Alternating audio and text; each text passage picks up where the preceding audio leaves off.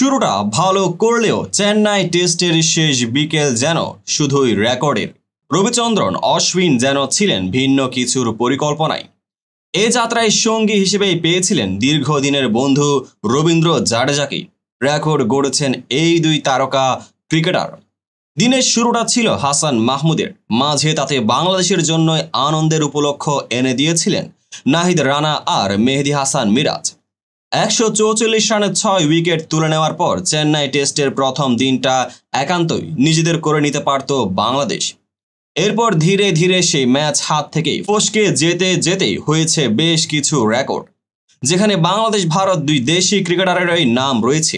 Tiger বোলারদের হাসি থামিয়ে চেন্নাইয়ের ঘরের ছেলে রবিচন্দ্রন অশ্বিন যেন ছিলেন ভিন্ন কিছুর পরিকল্পনায়।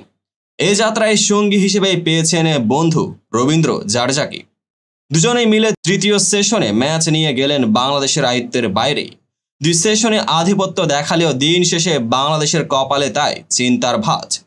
এদিন ভারতীয় টপ অর্ডারে প্রথম 5 জনের মধ্যে 4 জনকেই ফিরিয়েছেন পেসার হাসান, আর এর মধ্য দিয়ে তিনি সাবেক দক্ষিণ আফ্রিকান তারকা ডেল স্টেইনের একটি রেকর্ড ভাগ বসিয়েছেন।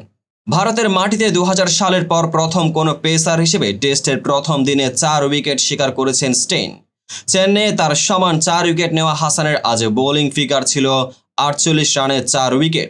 তিনি রোহিত শর্মা, শুভমান গিল, বিরাট কোহলি ও ঋষভ পন্থকেই ফিরিয়েছেন। তবে স্টেইনের আরেকটি রেকর্ড অক্ষত থেকে গেছে এখনও। 2008 সালে ভারতের বিপক্ষে আহমেদাবাদ টেস্টে মাত্র 23 রানে 5 উইকেট নিয়েছিলেন তিনি। ফলে স্বাগতিকরা প্রথম ইনিংসে মাত্র 76 রানে গুটিয়ে যায়। শেষ পর্যন্ত দক্ষিণ আফ্রিকা সেই ম্যাচ জিতে ইনিংস এবং 90 রানের ব্যবধানে। হাসান মাহমুদের সামনে স্টেইনের সে রেকর্ডটি ভেঙে দেওয়ার সুযোগ রয়েছে আগামীকাল। এরপর চেন্নাইয়ে শেষ বিকেলে সেঞ্চুরি পেয়েছেন অশ্বিন, অপরাজিত আছেন 102 রানে। জাডেজার ব্যাটে এসেছে 86 রান, দুজনের পার্টনারশিপ 195 রানের, তাতে রেকর্ডও হয়ে গেছে। আর এমন রেকর্ড গড়া জুটি প্রথম দিন শেষে ভারতকে এনে দিয়েছে 6 উইকেটে 339 রান।